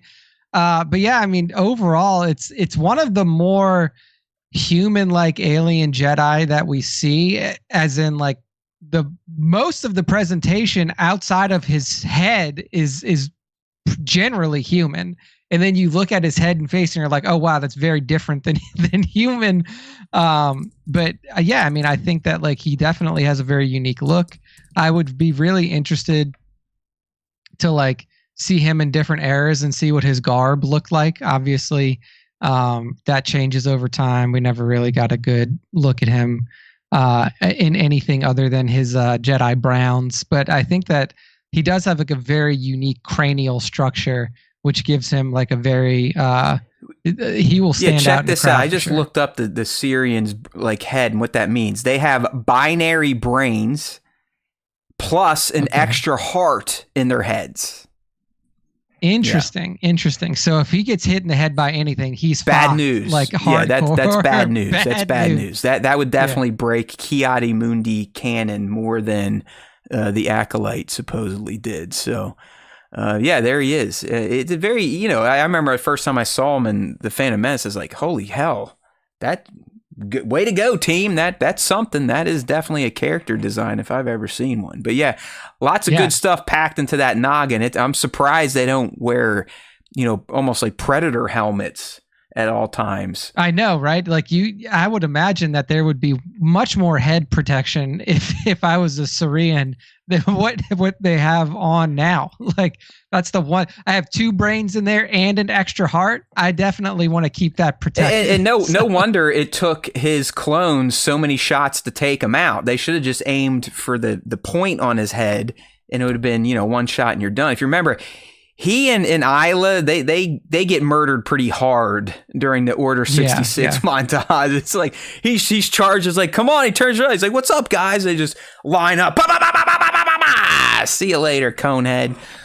All right. Well, we speak your name, Ki-Adi-Mundi. Rest in power, as they say. All right. Who's next on this list, Nick? Let me see. Clicky Wiki. Probably. Hey, I just talked about her. Isla Secura. Yeah. I mean, how can you not say that this female Jedi isn't cool looking? I mean, as always, if George had a female in Star Wars, he was going to put her in the least amount of clothing as possible, as was evident by Isla's debut I think she showed up in the arena in Attack of the Clones, but you get a good shot of her on Felucia in Rots when she gets murdered. So yes, we all know, or if you've been around here, I have a thing for Twi'leks, Togrutas. I like women with things coming out of their head. Don't ask me why. I like women that are strikingly different in color, be it greens, blues, oranges. So yeah, I mean, I outside of looking like a badass, she's enticing to the male mind. But for a Jedi, she just looks cool. She doesn't look like a Jedi. She doesn't look like Yoda would even let her in the fucking temple, if you know what I mean. Yeah, definitely not adhering to Jedi dress code, for sure. But here's a little fun fact for me. When the original Battlefront 2 came out on PlayStation 2, and there was the heroes versus villains mode, I would play that a lot, and I would always play as her on the hero side because she had the double lightsaber. She had an awesome dash attack. So I was a big fan of Isla Secura in Battlefront 2, Heroes versus Villains. But yeah, I mean, she is very unique in terms of Togrutas because she's a Twi'lek. Oh yeah, good call. Like even for like Twi'leks, like that skin color we don't see a ton of. Like we've seen green Twi'leks before, but like this teal blue is a color that I think has only been on her. And she's like, I also think that like, oh well, no, that's also a Togruta thing, is like the multicolor on like the face and the head tails. Yeah, the only thing I like, if you look at this image, Nick, are those nubs on her leather helmet thing? Yeah, it almost looks like those are like protrusions from her head.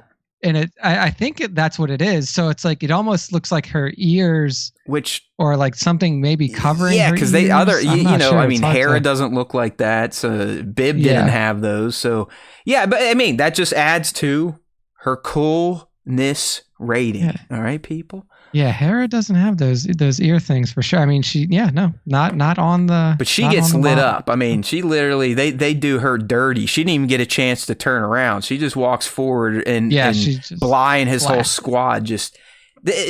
She gets it the worst. Let's be real. I mean, it's not even close. I don't know if George hated the actress in real life or he hates himself for being in love with his alien creatures, but he made a point that when it was her turn during Order 66, she was going to get murdered, like hard murdered. Yeah, like they just continue, like she's down and dead, and then they just walk up and shoot her in the back. Like affiliate. Like if it was rated R, there would be nothing left of her. She would be nothing but burning holes of ash.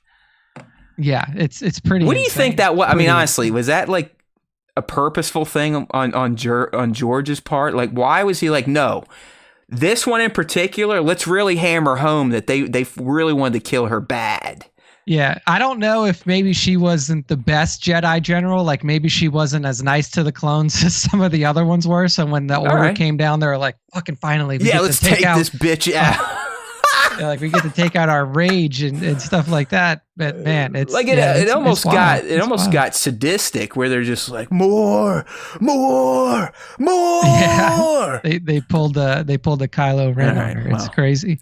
Again, she looked great. She's got some crazy stuff on her face. Definitely a cooler looking Jedi, therefore. Isla Secura, you have earned your spot on this list. All right, we're counting them down. We got a few to go here, and then we'll get to Nick and I's personal top 3. All right. Those of you that listen to this show, if you're on the stream and you're seeing this man's image, you're like, wow, Matt has really grown. But I'll be honest. I mean, Mace Windu, Sam Jackson, he just looks cool. That bald ass head, that Jules almost like look at times he would give to Mace, his authoritative demeanor. He just looked like someone you didn't want to fuck with. You know what I mean? Like he just had a look of like, this is one bad motherfucker. Yeah, I kind of wish that he would have whipped the Jules wig. Oh my God, that would have been Mace. Oh God, it would have been so good. But I understand you can't have that much ridiculousness in Star Wars, right? Right. But the Jerry curl, dude, that would have been great, dude. It would have been fucking fantastic. I would have loved it. But only black Jedi in the galaxy that we know of. Good point. Good point. Yeah, there are not a lot of black people in the Star Wars galaxy. Like just not they yeah, I don't know what happened or like what that galaxy, maybe there's just not a lot of sun on planets. I don't know how that development happened, but only black Jedi we've ever seen, puts him up there. He obviously has or had the only purple lightsaber that we've ever seen up to that point, which gives him extra points because, hey, you know, you see, everybody's got green or blue. Darker tunic than everybody, Nick. He even had to stand out there. His inner tunic was darker than everyone else. Yeah. And then I think, like you said, too, it's more of his demeanor that lends to his coolness, right? Like, even when he's like sitting in his Jedi Council he's seat, like he's kind of like lean back. He's a pimp. And he's like, he's like, we're not going to let you on. You have not received the rank of master. Please move Bitch. on. Like, there's just an undeniable coolness about how he carries himself. Not necessarily the garb, but just the air of coolness surrounds him. Yeah, and like I said, Mace Windu is not one of my favorite characters. Love Sam Jackson. Mace Windu, I think he's a dickhead. He's at least the way the movies play out, the prequels, he's the reason Anakin Skywalker becomes Darth Vader. That's it. Like he's just such an asshole to him on purpose. It definitely. I mean, if it was, I think one of the questions we got asked a couple of weeks ago was like, if it was Obi-Wan there instead of Mace, does Anakin turn? And I'm like, it's arguable that he would. I think that Obi could have talked him off the ledge, whereas Mace is just sitting there like, shut the fuck up. I know what I'm doing. I don't even want you here. Like, hey, just like I told you to stay back in the fucking temple. It's like, Skywalker, we keep telling you to do everything by the book, but now I'm Mace Windu. I'm going to fucking kill the guy, even though that ain't by the book. So, I mean, he's one of those types of people. Cole Cowan making a good point. The Gennady Mace Windu was peak Mace Windu. Like, come on. Like, the Gennady he Mace took Windu on an entire battle droid, like this big dome tank thing by himself. Badass, pretty sweet. Every day I am hoping that they just fucking greenlit the Mace Windu Lives series. Just because if you want people to come back and watch Star Wars, if they're really worried about their numbers, that show will do Mandalorian season 1 numbers. Guaranteed. Yeah, he's all like, I mean, I've seen some fan art because like they've got like his face is kind of disfigured from the lighting. One of his eyes is blinded and blown out. Obviously he would have a backup arm. So yeah, why not? Like you said, I mean, no one ever really dies. Canon ain't canon. Who gives a shit? We're loosey-goosey here. Let's go. Bring back the Windu to hang out with the Bendu. Do it, man. That would be awesome. You got to do it before Sammy gets too old. All right. That's true. Okay, who we got next on this list? Everyone wants to know. Oh, look at this guy. I mean, you just look at this image. Let me build this up a little bit for those that listen on podcasts. And you just see a badass, and you don't even see their face. You're just like, this is one badass, cool looking dude. He's got this, it's almost like a regalness to him. Coolness exudes from this character. Naturally, I'm talking about light side Revan. So he's in his full whites. He still has his Mando mask. He's got like his leather chest plates and gauntlets. It's just such a clean look. But then you incorporate the aesthetic of a Mando mask, and it goes from clean to cooler than a polar bear's toenails. Oh yeah. I mean, Revan is definitely up there for me. I think it's like you said, it really comes down to the garb, the accessories, the mask for sure. Like the first time you see that mask, you're like, what the fuck? Coolest. Like this Jedi, it's just one of the coolest looking Jedi that you can imagine. And having both the dark side and the light side versions, obviously we're talking about the light side version now, but like having that juxtaposition with the whites and the browns versus the blacks and the reds, like just such an awesome look. And it's an era defining look. If you really think about it, like you have Revan here, and then like you have him as like the spotlight for the entire Old Republic era.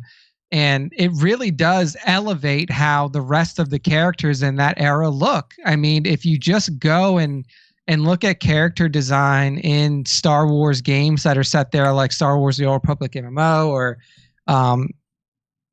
like KOTOR 2 and stuff like that, like they have a design that is kind of inspired in part by Revan's look, because it was such an iconic look.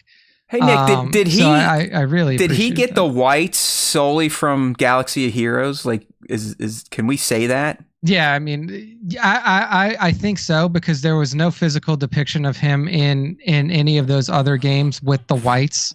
So I think the whites came from Swago, and most of like when you see him in the other games, like he's always he's in his dark side. Hey, there's a chance this dude maybe, or you're playing him. He may be showing up on next week's list too. He'll just have different color outfit. You never know. We get all our directives now from our AI overlord. We have chosen to stop using our brains when it comes to Star Wars. So it takes a lot of effort, my friends, when you try to do a weekly show, and Star Wars essentially is dry. So yeah, Phil every once in a while, I got to use AI as a thought partner, and as should it's a tool. Leverage it. So yeah, Revan's awesome. Light side Revan, hands down, probably the coolest looking Jedi if we're going to be for real. And I hope one day Hot Toys makes a version of this, because the dark side Revan Hot Toys that I have, one of my top 5, I would say. Just he's such a cool character, and always looks extremely radical. All right. Well, look at this. Nick has been talking about her race since we talked about Ahsoka. She definitely has different markings. Do we know, Nick, the Togrutas get their white? Is it kind of like birthmarks for us, or because it's not face paint? Like, but you see, I'm talking about Shakti, obviously. Yeah. But her montrails, her face looks fundamentally different from Ahsoka's tattoos, face markings. I can't remember if when she was a baby if she had them. I'm gonna look that up real quick while you riff on how cool Shakti looks. Yeah, I mean, Shakti is one of my like top ones as well. I really enjoy her look, not only because of the coloration, like the red, white, blue coloration, I think works really well in the way that they've like designed it. But I also love the accentuation of the gold head jewelry around her, like Leku or head tails, and then like going down her face. I think that, and then also if you just look at the way that she dresses, like she does not dress like Ayla, she does not dress like Ahsoka. She does have very elegant garb, almost befitting more of the High Republic era than the Grand Republic era in a lot of ways. And I do think that they that Shakti is I think Shakti personally looks cooler than Ahsoka, even though Ahsoka whips my favorite colors, orange and blue.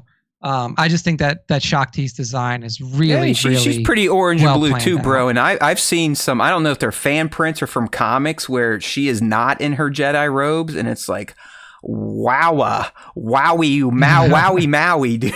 It's like, holy hell. Yeah. So I just looked it up. Apparently their face markings are kind of like fingerprints. Doesn't make sense to me, because if you look at Ahsoka as a baby, her face markings aren't even close to what they are when she's a teen and an adult. So I guess they evolve as the Togrutas grow. So there you go. Yeah. For those that were seeking out that question. Why are we looking at that? Oh, sorry. I flipped us over back to Jaina for some reason. The Jaina. Yeah, the Jaina yeah, man. I think in the temple, she's, very low-key kind of Jedi-y, but she's very lengthy, kind of long, almost waifish looking, you know what I mean? And you got to dig her headdress. She looks like she wears some jewels there. She's got those great eyes. And she's a character that honestly kind of was underused and developed, because she's supposed to be a badass, but they cut her scenes from Rots. I mean, there is some stuff in Gennadi's, I believe, but she never really quite got her due, I think, like George initially planned. Yeah. I wish that she would have been used better, for sure. Like you said, she gets like a couple of arcs here and there in Clone Wars, but nothing that's like substantial. But I do think that like the design of her character, like you don't put that much work into a character design to not use them. Like they clearly had plans to use this character, given how much they put in, like work they put into the costuming and the design of the character. But yeah, I guess it didn't line up in the films. Something happened, because they literally film her death scene. Like Grievous, I think does it right in front of Anakin or something. Yeah, it's in the cut scenes. It's one of the cut scenes on the DVD release, Blu-ray release, stuff like that. But there's also, I believe, you could look this up, and we're not going to waste any more time on it. I believe there's also canon where Anakin's the one that kills her. Interesting. So. Yeah, I mean, I guess it kind of makes sense. Like, what do they list her death as on Wikipedia? I don't know. Check that out while I tee up the next character. Yeah. All right, we're moving right along here. I think that's it. Yeah, I think we're moving on to our toppies. I think this might be the last of the list, and then we'll get into our top picks. Oh, yes, indeed. Yes. And quite frankly, my friends, he's one of the first Jedi we were introduced to if you grew up in the original trilogy era. It took him a while to get there. He learned from an old crazy hermit that for some reason aged 50 years and 10. But once he did channel the Force and he embraced his family's legacy, he chose to dress himself in a way that was kind of giving an homage to possibly his father, a little bit to the Order. Of course, we're talking about young Luke. And listen, it's Luke Skywalker. He's as cool as it gets, but I do think he looks cool via his simplicity, especially in Return of the Jedi, and that all black with the belt buckle, the little flap coming open to reaffirm to himself and the audience that he has chosen the light side. But really, probably his peak look as a Jedi master, not old man Luke in his goofy whites, but how he showed up in Mandalorian Grogu. He had more of a black cloak than it was when he visited Jabba. It was more of a tunic instead of just kind of a shirt and pants. Like he actually has a black tunic going over his shirt into his pants. And he just looks very refined, but he also looks like someone you don't want to fuck with. So listen, it's Luke. He's cool. He's not only cool, but he's also cool looking, especially when he becomes a Jedi Knight, just like his father before him. Yeah. I mean, I think that the ROTJ look is definitely his best one. I agree with you that the black tunic and the full, like the black outfit definitely suits him better than the farm boy whites or his training attire that we saw in ESB. So yeah, the full black paying homage to his father with the green lightsaber definitely looks cool. He's always got the gloved hand. There you that's go. You got that cool. too, right? Sometimes they'll even take it off and let us see that it's all decayed from getting shot by a scrub on Jabba's sail barge. So hey, it's Luke. There you go. The 15 coolest looking Jedi. We just gave them to you, and now because we know you need to know what we think personally, here comes our top 3, starting with Young Nick. All right, so Young Nick coming in at 3. He's got Kit Fisto. Yeah, like I said, I really just like the Nautolan aesthetic overall. I like the amphibious look of it. I love the all black eyes, and that's kind of mirrored in Shakti too. And then just this image is what I would prefer to remember Kit Fisto as. Not the one where he's waving at people like the laughing guy who's like not that one. This one here. This is my preferred Kit Fisto. Excellent. So, number 3. All right. Yes. Moving on to Nick's number 2. We've got, there she is, Shakti. Yeah. Shakti. I think that Shakti is one of the best designed Jedi that we've seen in live action. Looking. Graceful, elegant. I love the gold jewelry as the accents on her facial features. I love the way that they designed the facial markings and the markings on her Leku. Is just really, really elegant looking Jedi in an age where Jedi typically looked more drab. Yeah. That's just the way that they moved, but she was kind of her montrails or whatever. They go really high, right? I mean, she almost has horns coming out. Yeah, hers go way up. Like even if you look at Rebels era Ahsoka, like they go higher than that. Way higher. Much higher. All right, and then Nick's number 1 is Lightside Revan. Lightside Revan is just one of those characters that like you see and you're like, this is probably the coolest looking Jedi I've ever seen, and it just holds true. It's such a unique look for a human Jedi, especially like human Jedi, unless by necessity, typically don't wear masks. Like Jedi in general don't wear masks. Like the only one that you really intimidating see that looking. does. And you don't want to approach people as a peacekeeper, scaring the shit out of them. Yeah, like he demands a level of authority just right up front from the way he looks, unlike any other Jedi does. So, he is awesome. I mean, I love Revan. Lightside Revan is the man. Revan in general is the dude. All right, so that means it's old guy screaming, or old Gioi screaming at clouds. Here comes my top 3. At number 3, Jaina Solo, mostly because I am a creepy old man. All right, I'll admit it. Sorry. Number 2, Cade motherfucking Skywalker. I just, how can you not think this guy isn't cool looking? I mean, he looks like a Jedi joined the Hell's Angels. So I'm all about it. I mean, he also looks like he could be a WWE character. So he 100%. I am down for that. My goodness, dude, WWE is in Europe. European crowds are amazing. Amazing. You know how they are at like football matches and stuff. They bring that right into a little arena. Holy shit, man. I would say that there were like some of the bigger stars cutting promos on Monday, and it went for maybe 3 to 5 minutes of the stadium just like doing everyone's songs and whatnot. It's like good for Europeans for not being so uptight and angry all the time. All right. Sidebar. Cade Skywalker, my number 2. My number 1. We're keeping it in the family. Tried and true, takes me back to my youth. Nick is right. I was wrong to say Mando Luke's better. Jedi Luke is the best. He's in that nice black form-fitting suit. Mark looked great in it. The little flip at the end with the bib sells it. Luke, my number 1. All right, hopefully everyone enjoyed that. Next week, if you were a betting person, you should throw money on us doing the 15 coolest looking Sith of all time, because we're going to spin our wheels till we get to Andor Season 2.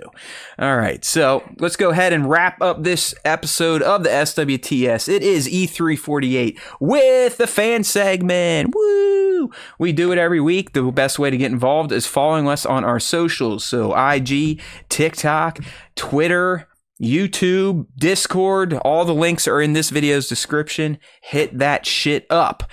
But we always ask a question of the week, and we'll feature fan responses. And we also, or by we, I mean Nick and the mouse in his pocket, they honor the top 5 Star Wars artists of the week. So let's start with the question of the week, my friend. As always, we try to theme it around what we are talking about. So we asked the fans, who do they think is a cool-looking Jedi? All right. So first up, we have Star Wars Rick, and he's going with Qui-Gon Jinn. Qui-Gon Jinn, huh?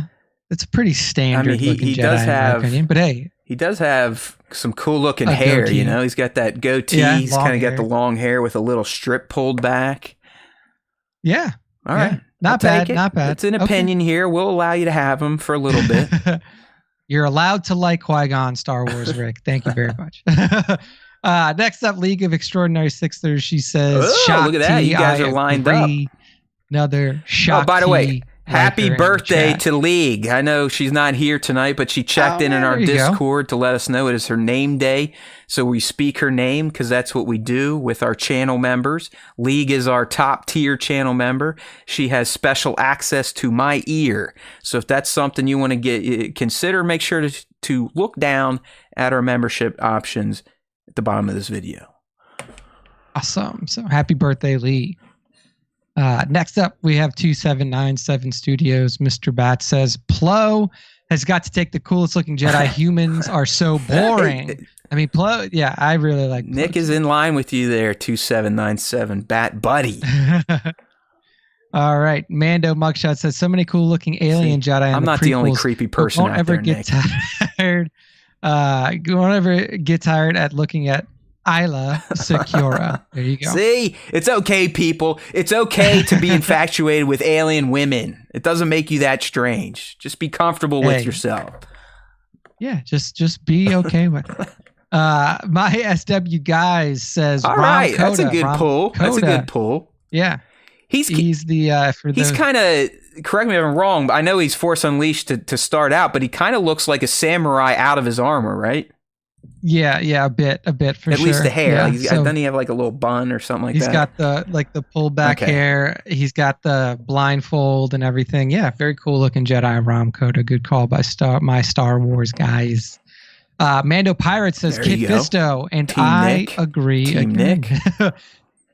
Lord Dread says General that's a Skywalker. Good pull. That's a good, because General in his maroons with the battle armor and the blues, that is a good look for Anakin. I think that any human Jedi general that's whipping their Clone Wars armor definitely has it brings them up from their standard even Jedi, Kenobi, sure. like, because Fuck, dude, we missed it. Kenobi with the Phase 1 helmet. That guy could have made this list, but he didn't. So eat shit, Kenobi. All right, what we got next? Good stuff.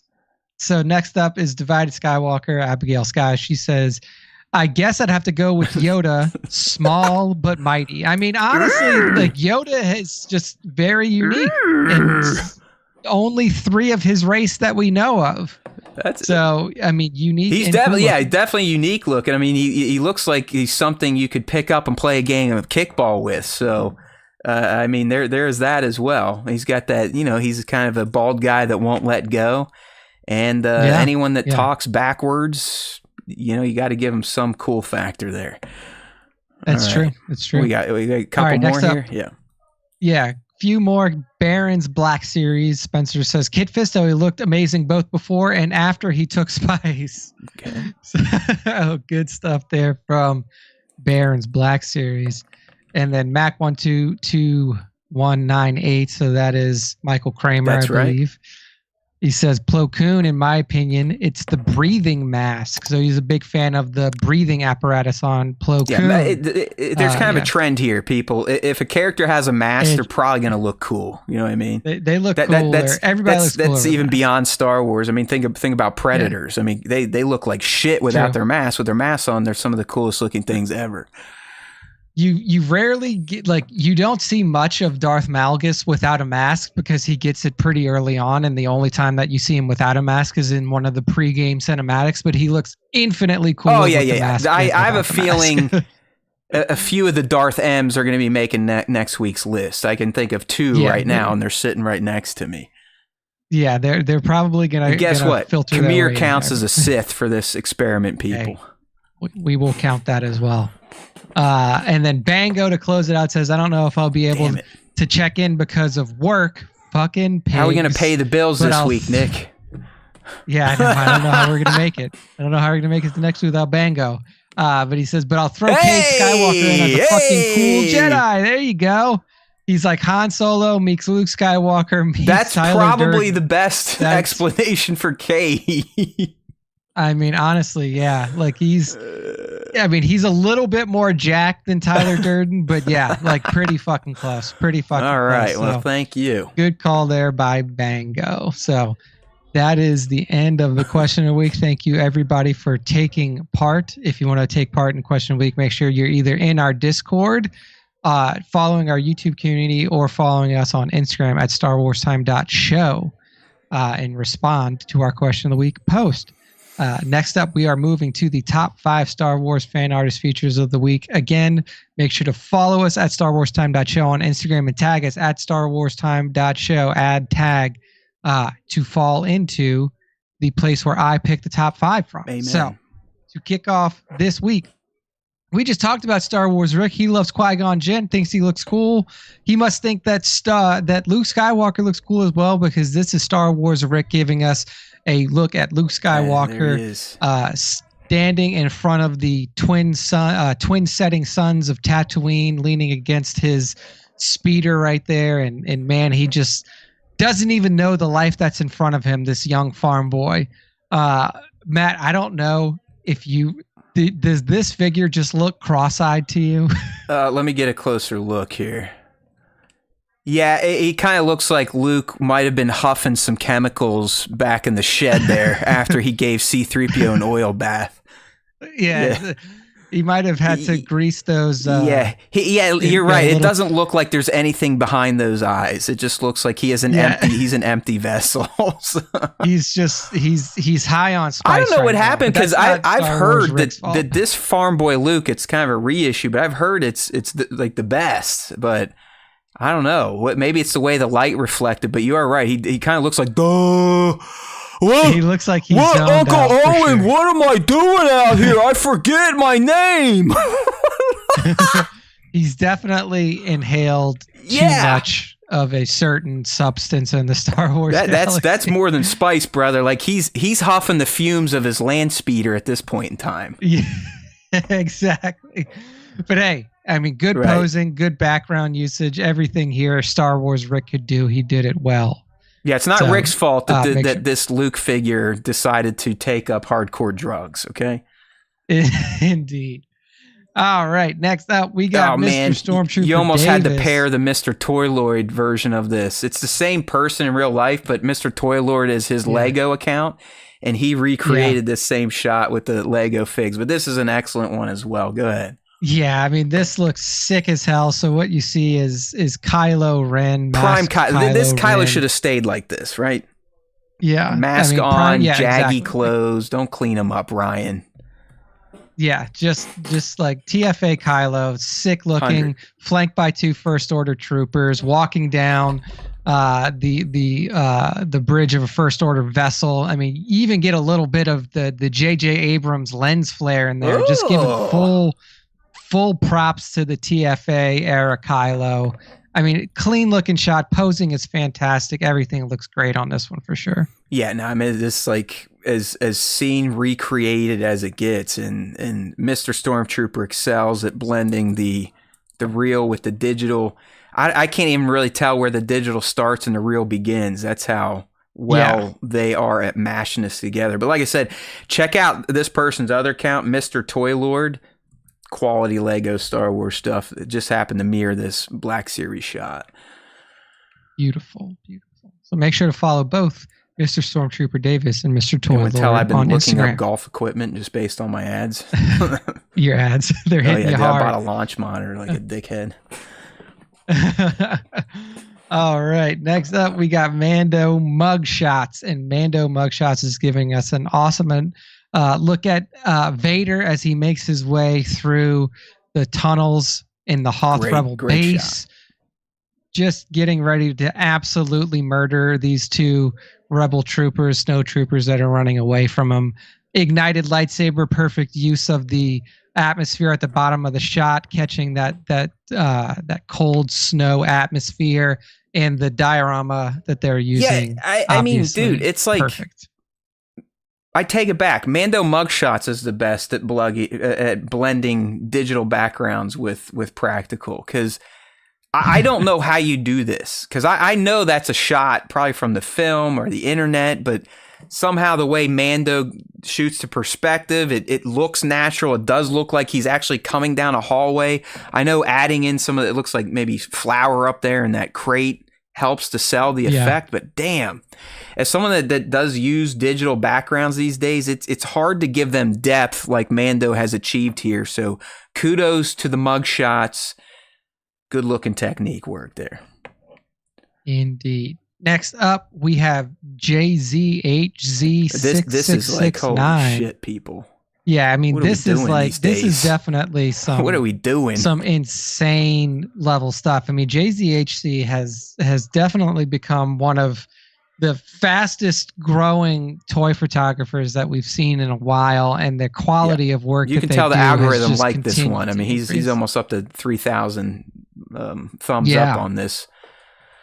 Yeah, lots of likes, and I mean, just look at this. I mean, this is all toy photography that he has blended together into this absolutely incredible Bad Batch poster, and like the things that he's put together, the posing on the figures, the additional things that he's done in Photoshop and everything. It's absolutely beautiful work here from JZHC. This is definitely a poster that you would hang on the wall for sure. This is someone that doesn't need to use AI to make their stuff look more creative. They just have that built in through practice and hard work. Yeah. But this is it's as we say around here. If you've never heard this segment, it's a wall hanger. Okay.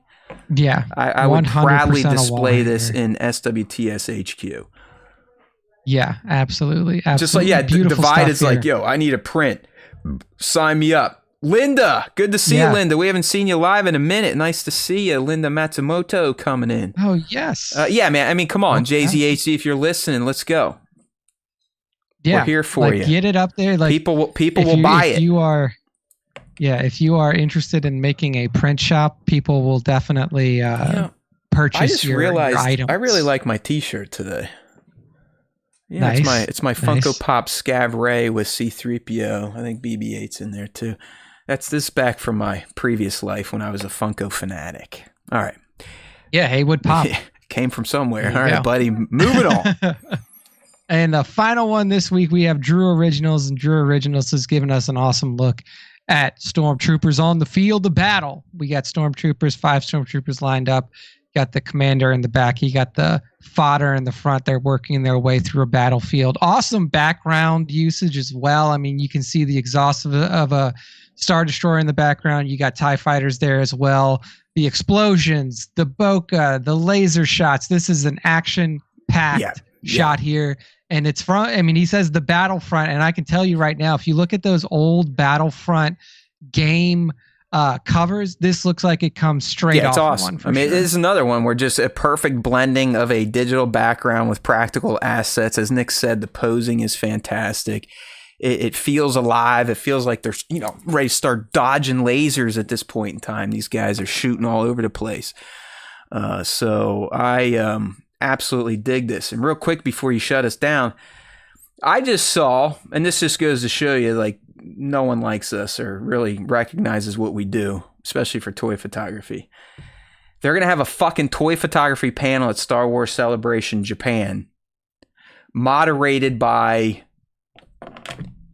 people that don't talk about toy photography every week or have been doing it for 6 years. It's kind of funny. And guess who's on the panel? 1/6 shooter, plastic action, nose rain, guys we've interviewed on the show. It's like, okay, I see how it is, my friends. I see how it is. But this is why when you people are like, hey, how come you guys aren't any bigger or doing this type of stuff? That's why. No one ever considers us, even though we do this every fucking week. We're the first people to do it on YouTube. We interviewed most of the toy photography community for a year straight back during COVID. But would we be considered to host that, considering it's our fucking bag? Absolutely not. Why would we? Why would we? Probably because I pissed all those people off. That's why. All right. Go ahead, Nick. Close it out. That is the end of it. That's the end of top 5. That's the end of our show for this week. Of course, we should be running the panel divided. Give me a break. Yeah. I mean, we did kind of create this whole like toy photo feature on podcast. We at least know how to talk to them and interview them and ask them. I mean, whatever. It really doesn't bother me that much, but it is something I just like. Oh, there's another thing. It's like, fuck those two guys. You know, screw their hard work. Who cares? All right. So there you go. Little pouty shit. You don't get pouty Matt much at all anymore, people. So just bear with me here. All right, Nick, I know you kind of put it to bed. Sorry to cut you off. I'll go ahead and get this thing wrapped because I'm the one that yaps too much anyways. So we love all you.